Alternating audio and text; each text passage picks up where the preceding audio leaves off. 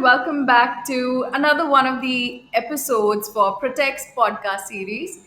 Today we have Colonel Shubhajit Naha with us again on very popular demand because we kind of gave like a teaser in the previous episode regarding diving deeper into the ISO 27001 framework implementation. So today that's exactly what we're going to be discussing, and we know that it is one of the most preferred and most common standards out there, but there is a lot of misinformation about it, or probably not enough clarity on the topic.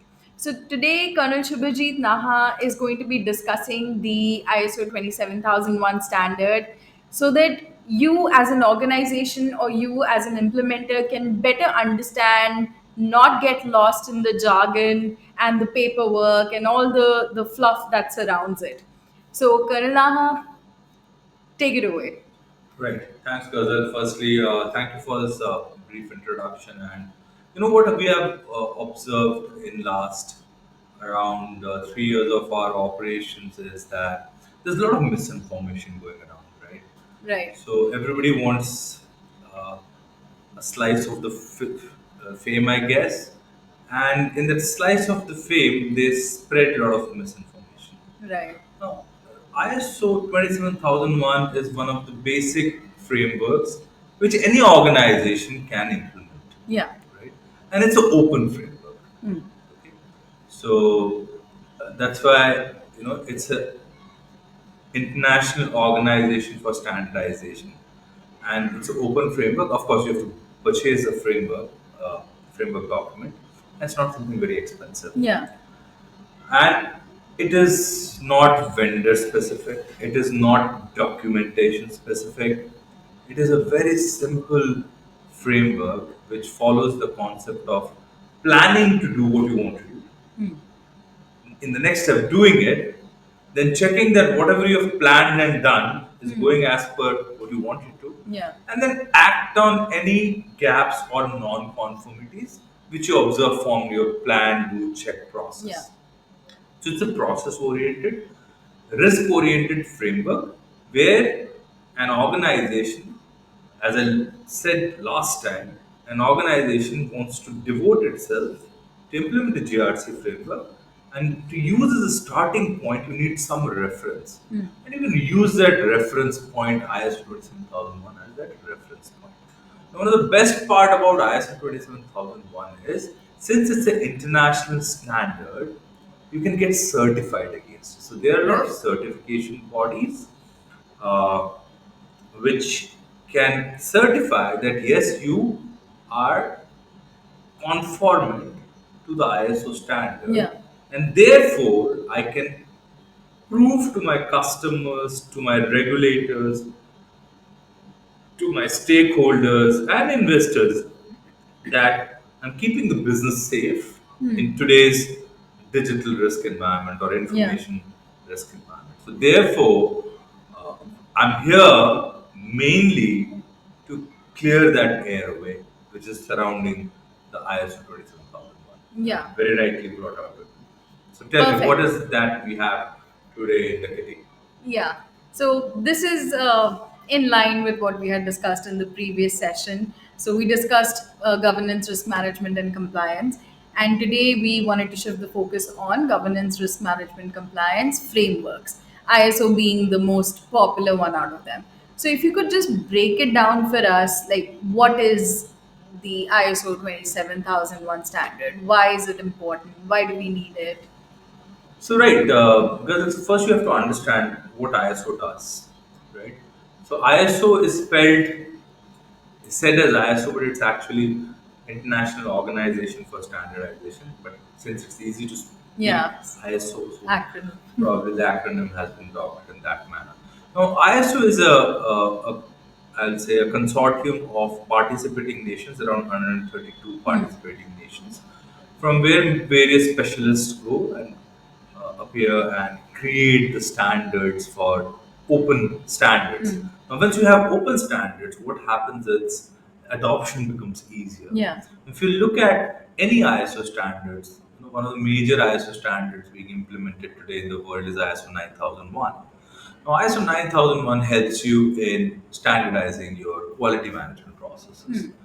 And ISMS today becomes very important. I told you, right, in last podcast, I told you that in 2012, information security came as a major challenge. It started becoming a major Yeah. challenge. This is the Right. first ransomware attack took place. So therefore, the earliest, the erstwhile, I'll say not the earliest, the erstwhile standard of British standard 7799 was adopted and converted into ISO 27001 2013 13. Yeah. with certain clauses and 113 controls. Now, over a period of time, this standard has been matured, and today it stands at 10 clauses. Now, ISO very simply maintains a very simple framework for how they create standards, and then there are 93 controls. Now, those are not the binding controls. You have to assess your risk and understand out of this which controls are applicable to you, and then Yeah. you decide to implement it, how you implement it, check that those implementation are working fine, and act on any non-conformity. Yeah. And that's a very simple process. Yeah. Now, many people think that it's very documentation heavy. Yeah. If you actually look at uh, the ISO 27001, it's just not documentation heavy. Probably within a set of 8 to 10 documents, you can finish the complete ISO 27001 implementation. Right. But the understanding and clarity does not exist between the implementers. Yeah. Right? And that's why in Protect Academy, I launched a course, ISO 27001 Lead Implementer course, to bring out That that clarity. facet that using one single sheet of Excel, you can implement complete ISO 27001 in your organization, Yeah. right? And it was an eye opener for most of the mentees. And today I feel that there's a lot of understanding gap of how to manage information security, and ISO 27001 sits as the baseline for adoption of any standard. Yeah. Now, one of the best part about ISO 27001 is that you can lay down the ISO 27001 at the base standard, and on top of it, you can whichever region you're working. Say you're working in the US, or you're working in the EU, you're working in the Middle East, MENA region, or APAC, South Asia, wherever you are, it does not matter. Yeah. You place a standard and then align the standard to whatever your regional regulations or laws are. Yeah. Okay, it's a very open standard. So, if you look at the context of the organization, there's a clause called context of the organization. In the context, you can build up, bring out what is the context, what is the regulatory context, what is the Right. legal context, Right. what is the context which your investors expect, what is the context your customers expect. So it's a very open, Yeah. superfluous kind of So you environment. can pick and choose? Yes, it's a completely a voluntary framework. I don't know Yeah. why people make it a regulatory framework. It's not a regulatory framework. It's a standard. Yeah. It's Makes a, job easier, right? yes, sir. Yes, ma'am. Sorry. Perfect, perfect. I think what we've also heard when talking about the ISO 27001 framework and people trying to learn it and implement it and get into it, so they confuse it with what are the tools that I'm going to need. So the conversation around tools always comes back in. So would you like to shed some light on that? Again, I believe unless you don't know how to pick up a nail and put a hammer behind it, there's no point in buying the nail and the hammer. So Right. tools you can buy only once you are very clear with the process, and you are very clear with the framework, right? Right. So you have to understand the framework in a very easy manner to implement it, and then comes the tool. You can use many tools. The best tool is the Excel sheet to manage the Yeah. ISO 27001 standard. Right. So you don't need any fancy tools in order to do Nobody, that. Perfect. tools comes Perfect. very late. Great. So my next question is when and if an organization wants to implement ISO 27001, what are the key considerations that they should have before implementing this ISMS framework, such as the ISO 27001? Right. First is the intent. I feel there has to be an intent from the organization to understand why they need an ISMS. Yeah. If they have that understanding, then they will realize that ISO is one of the leading standards which everyone implements. And then there has to be, once the intent is there, then you need the top management support. Without the top Right. management support, you cannot implement the standard or the framework. Yeah. Right? So I think these are the two major considerations. And final considerations is accountability, ownership, responsibility, and providing resources depending upon the risk that the organization faces. Right. So risk becomes the center of this framework implementation. So it's a risk-driven framework. Right, right. So when you talk about intent, Yeah. so who brings up this conversation? Who would be the right personnel in an organization to bring up this conversation that hey, we should be going for the ISO 27001 certification, or should we start building the framework? So who should bring it? At times, regulators drive it. Most of the, like if you see in India, RBI drives that you should implement ISO Hmm. 27000 as a good practice, Right. right? Uh, Companies which operate out of US and working in EU want to work in EU, they again implement ISO 27001 because that becomes a customer requirement. Yeah. So majorly it is customer requirement driven, Yeah. it is regulator driven, Hmm. and it is also reputational driven. So once you get Perfect. ISO 27001 certified, you can prove to your customer, to your stakeholders Yeah. that you actually follow a process which keeps Yeah. your information Yeah. safe. And it enhances trust within It the enhances trust, of industry. course. Of Yeah. course. If my task is to provide assurance, and I gain trust. Yeah. Perfect. Perfect. So the next question is kind of in on the same tangent. It is what are the major benefits for a business to have the ISO 27001 framework and process in place? So without going on reputation, without going on proving to others Hmm. that you have security in place, I Hmm. feel it's a due diligence effort today in an Hmm. organization to secure your business interests. And the best place to start would be ISO 27001, right? It gives a very, very simple way Hmm. of whether you're a small company or a big company, it's in your own interest to follow that framework and you have a ready checklist available. Yeah. It's a ready reckoner available to you, Yeah. a ready guide available to you. Do what you need to do. Yeah. So you All don't you have to need, figure it out you yourself. don't It's have to right figure there. out. You're not trying to find out what should I do, what should I Yeah. do. There's a ready-made standard given to you. Just follow Yeah. that. But yes, understanding the Hmm. framework, implementing the framework, how to build that statement of applicability, where all is it applicable, for that you need to understand what your organizational processes are.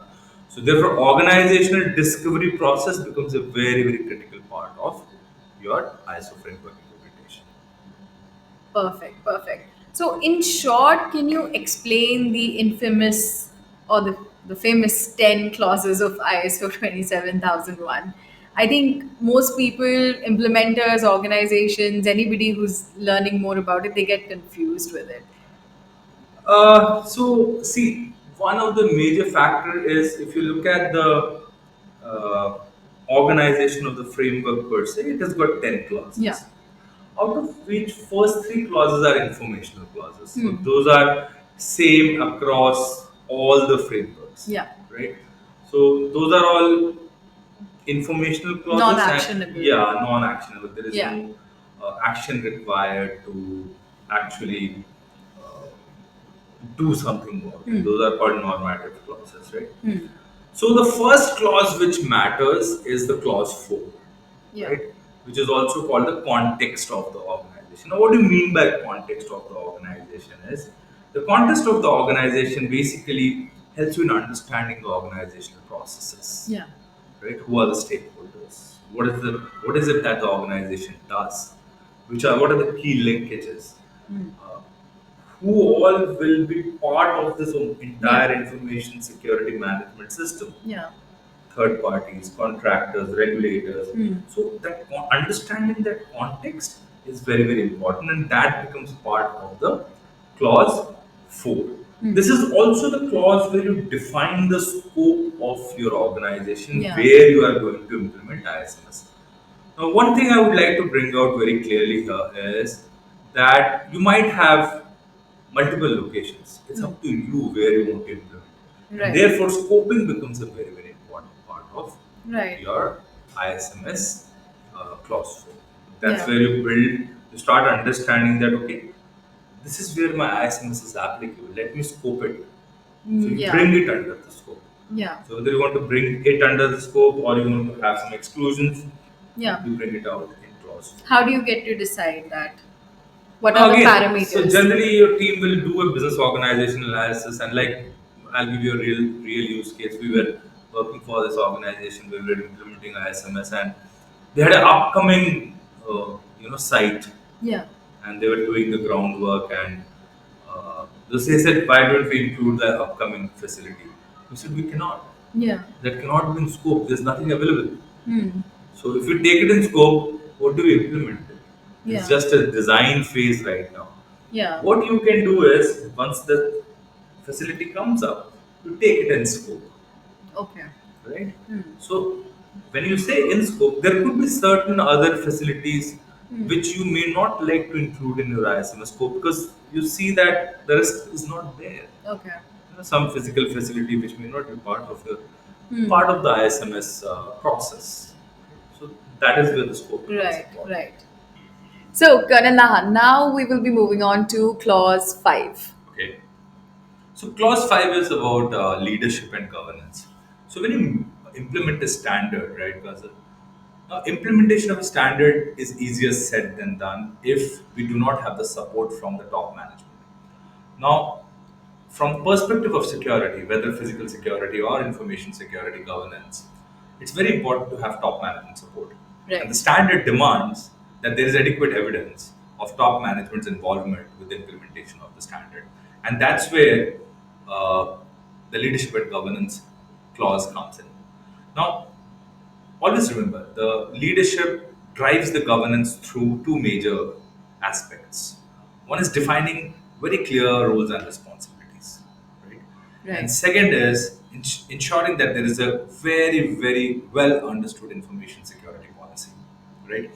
Now, the top management, what it does is, it of course, it'll earmark budgets, it'll earmark resources for the various resources that would be required. But first part of starting a security management program or information security management system is very clear cut responsibilities of what CISO is going to do. Is there a committee required? Is there a governance committee required? Okay. How the organization feels that it would like to implement that clause, right? Right. So that's where clause 5 comes in. And you have to clearly communicate the roles and responsibilities. Like when I communicate that you are the HR of the company, and therefore you have to be very, very particular about uh, the PII information of all the employees and all the clients that you have, right? Right. So that's where I communicate it to you. Yes. Okay, that's the important. Perfect. So, even in the initial part of the podcast, we had discussed about the importance of the leadership to be on board because it's a top down approach. Yes. Great, great. So, now let's move on to the next one, clause 6. So clause 6 is now where the PDCA cycle, the famous PDCA Yeah. cycle, plan, Do do, check check, and act. act, Yeah. right? This is where the planning starts, right? And this clause is basically where you produce the risk assessment and the statement of applicability of the controls which are mentioned in the clause. So, how you implement a management standard, especially the ISMS, is firstly you do an organizational context analysis, then you gain the management support, you define roles and responsibilities, and then you bring out the information security policy, of course, Yeah. and you start with understanding what are the risks to your organization. And once you understand what are the risks to your organization, you map the risks to the controls which are applicable. That means you try to Yeah. find out the controls which, once implemented on top of the risks, will bring down your risks. Perfect. And that's where clause 6 is one of the major important aspects of information security management system using ISO 27001. If you do some mistake here, and if you're going for a certification process, you will see a lot of problems if you don't understand this process Right, right. Sounds pretty critical to the whole implementation. Yes. Perfect. So now let's move on to clause 7, which is support. Now, what you mean in support is again, it's part of the planning process where you will require, once you understand that what are your risks, you will now know what are the resources that are required to be bought. Say, if you understand that there is a network security risk like we discussed Yeah, that we might have a network security risk.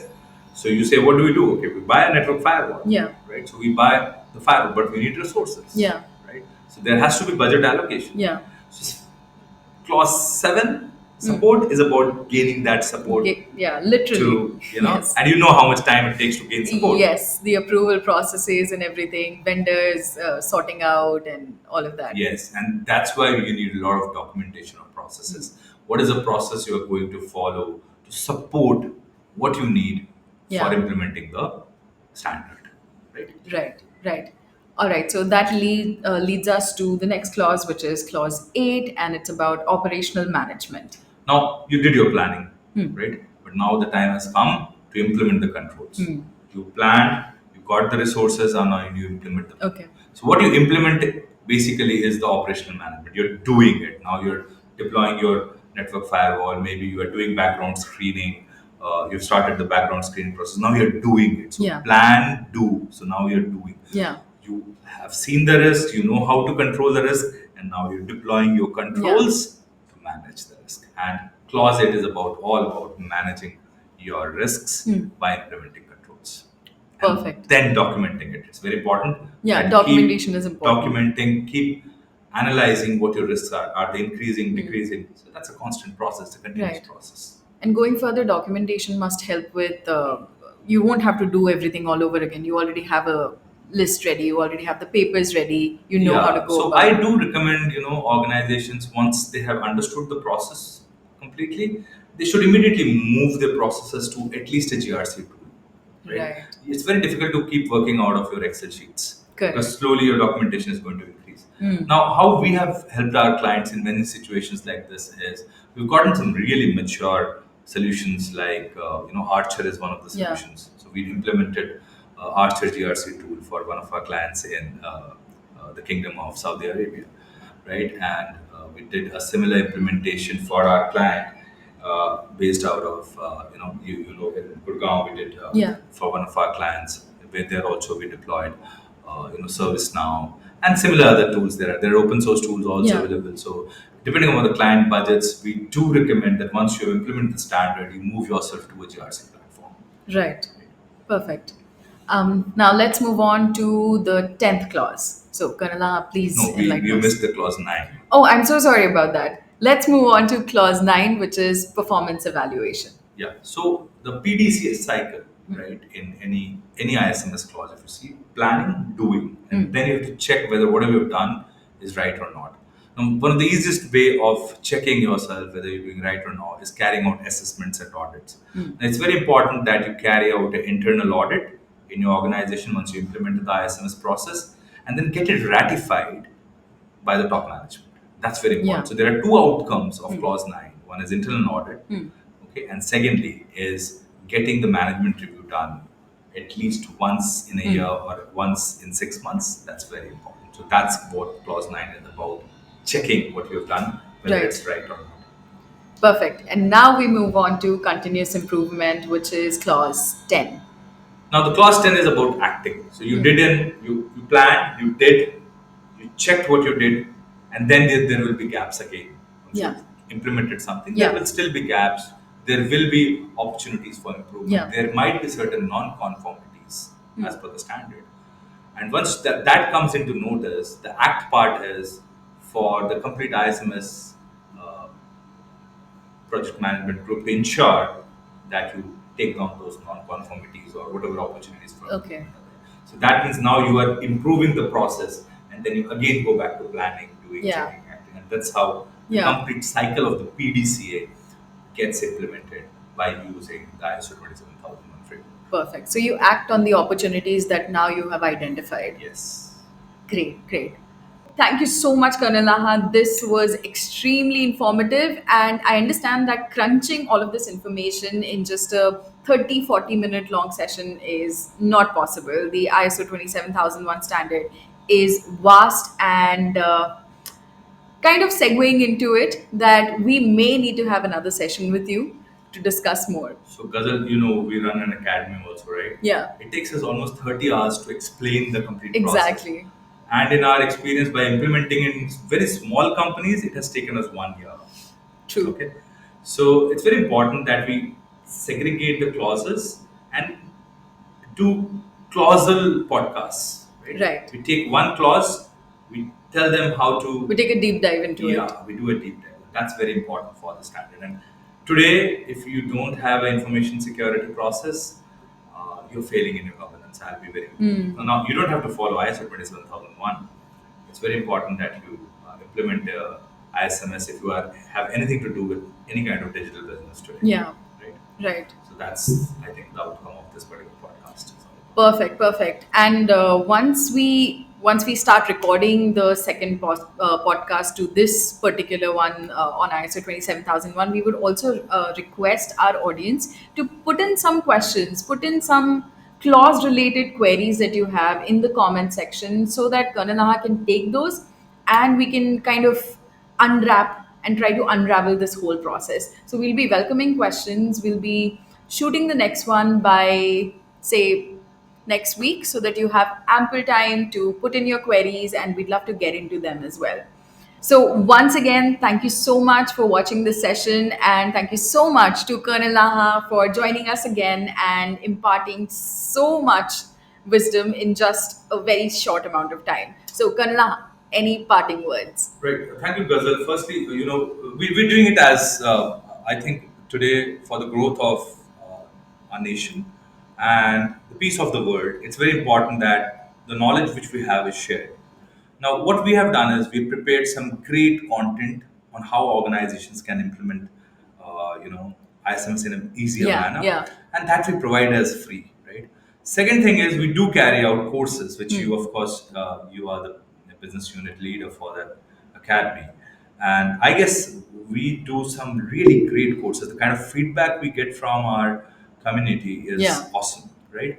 True. So if you are struggling with ISMS, I feel you should get your manpower trained through our courses, and we do some great implementations. We have done implementations in uh, Middle East, in US, in India, and we come with a very very strong team and process so that we can implement an ISMS. Once again, thank you, Ghazal, for taking time for this podcast. I think we should close this down and go into clausal deep dives next time.